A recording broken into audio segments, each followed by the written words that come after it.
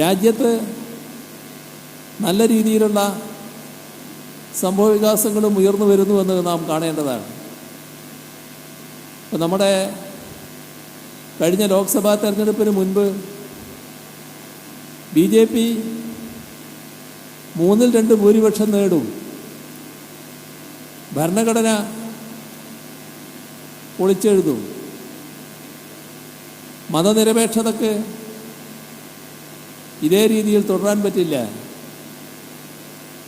RSS ആഗ്രഹിക്കുന്ന എല്ലാ മാറ്റങ്ങളും രാജ്യത്ത് കൊണ്ടുവരും. ഇതായിരുന്നു പരസ്യമായി തന്നെ സ്വീകരിച്ചൊരു നിലപാട്. നമുക്കറിയാം, വിശദാംശങ്ങളിലേക്കൊന്നും ഇപ്പോൾ പോകുന്നില്ല. രാജ്യത്ത് BJPക്കെതിരെയുള്ള ശക്തമായ നീക്കങ്ങളുണ്ടായി. സംസ്ഥാനങ്ങൾ തോറുമുള്ള പ്രത്യേകതകൾ വെച്ചുകൊണ്ടുള്ള യോജിപ്പാണ് ഉയർന്നു വന്നത്. അതിൻ്റെ ഭാഗമായി ലോക്സഭാ തെരഞ്ഞെടുപ്പ് നടന്നപ്പോൾ 2/3 ഭൂരിപക്ഷം പ്രതീക്ഷിച്ച BJPക്ക് കേവല ഭൂരിപക്ഷമില്ല. കേവല ഭൂരിപക്ഷത്തിന് പിന്നെയും 1-2 പാർട്ടികളുടെ പിന്തുണ തേടേണ്ടതായി വന്നു.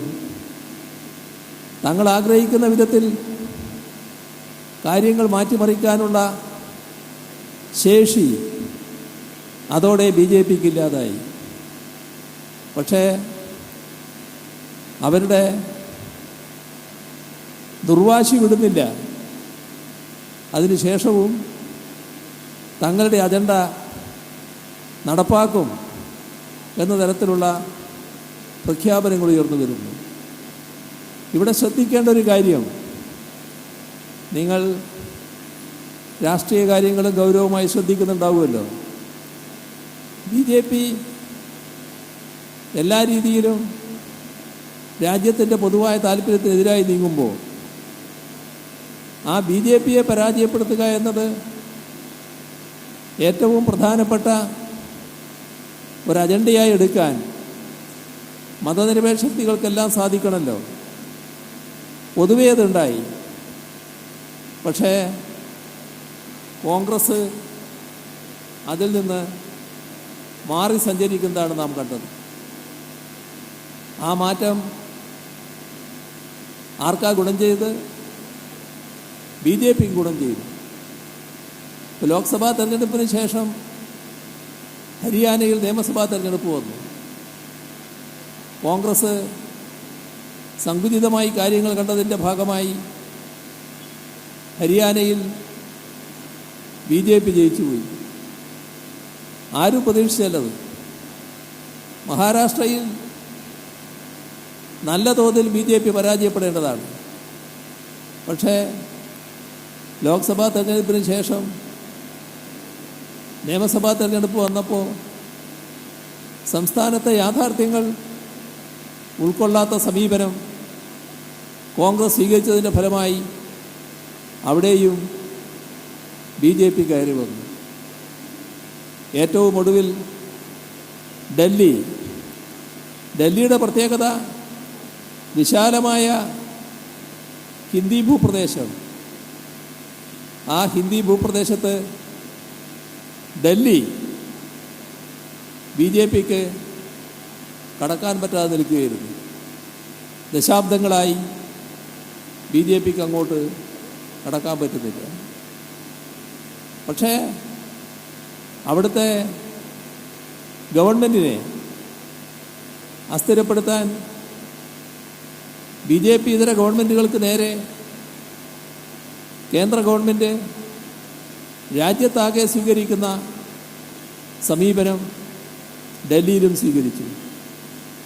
അത്തരം നീക്കങ്ങൾ നടത്തുന്നതിന് കോൺഗ്രസിൻ്റെ പിന്തുണ ലഭിച്ചു. അതായത് കോൺഗ്രസ്സാണ് പരാതിക്കാരായിട്ട് വന്നത്. ആ ഗവൺമെൻറ്റിനെതിരെ അഴിമതി ആരോപണം കോൺഗ്രസ് ഉന്നയിക്കുന്നു. ആ അഴിമതി ആരോപണത്തിൻ്റെ മേലെ കേന്ദ്ര ഏജൻസികൾ ഇടപെടുന്നു. അതിൻ്റെ ഭാഗമായി ഡൽഹി ഉപമുഖ്യമന്ത്രിയെ ആദ്യം അറസ്റ്റ് ചെയ്യുന്നു. അത് വന്നപ്പോൾ കോൺഗ്രസ് പരസ്യമായി ചോദിക്കുകയാണ്, എന്തുകൊണ്ട് കെജ്രിവാളിനെ അറസ്റ്റ് ചെയ്യുന്നില്ല? കെജ്രിവാളാണല്ലോ മുഖ്യ പ്രതി. അവിടെ എല്ലാ ഘട്ടത്തിലും BJPയോടൊപ്പം നിൽക്കുന്ന കോൺഗ്രസിനെയാണ് നമുക്ക് കാണാൻ കഴിഞ്ഞത്.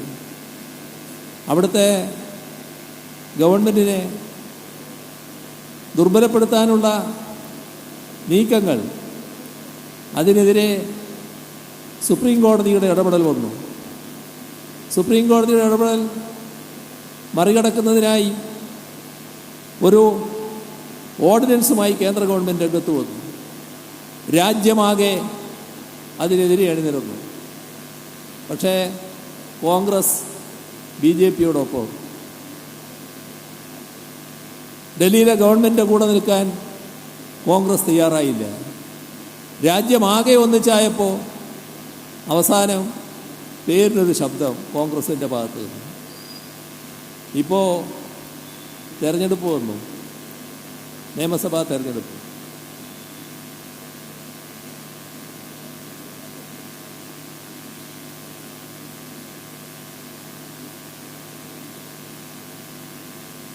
ആ നിയമസഭാ തെരഞ്ഞെടുപ്പിൽ BJPക്ക് സംസ്ഥാനം എങ്ങനെയെങ്കിലും പിടിക്കണം. കോൺഗ്രസ്സിനവിടെ യാതൊരു സാധ്യതയില്ല. പക്ഷേ കോൺഗ്രസ് എന്ത് ചെയ്തു? ശക്തമായ എതിർപ്പ് BJPയോടല്ല കേട്ടോ, ആം ആദ്മി പാർട്ടിയോട്. കെജ്രിവാളിനും ആം ആദ്മി പാർട്ടിക്കുമെതിരെ ശക്തമായ പ്രചരണം. ആ പ്രചരണത്തിൻ്റെ മുൻപന്തിയിൽ രാഹുൽ ഗാന്ധി. കോൺഗ്രസിൻ്റെ ശക്തമായ പ്രചരണം. അവിടെ 70 സീറ്റ്, 65ലും കെട്ടിവെച്ച കാശ് കോൺഗ്രസിനില്ല. ആകെ കിട്ടിയത് വലിയ 0. കഴിഞ്ഞ തെരഞ്ഞെടുപ്പിലും 0. പക്ഷേ ഒരു നിരാശയും കോൺഗ്രസിനില്ല. വലിയ ആഹ്ലാദ പ്രകടനം. എന്തിൽ? ആം ആദ്മിയെ പരാജയപ്പെടുത്തിയത്. ഇപ്പോൾ BJP ജയിച്ചു കയറിയതിൽ ആഹ്ലാദം പ്രകടിപ്പിക്കുന്ന പാർട്ടിയായി കോൺഗ്രസ് മാറുന്നു. ഇതാണ് ഡൽഹിയിൽ കാണാൻ നമുക്ക് കഴിഞ്ഞത്.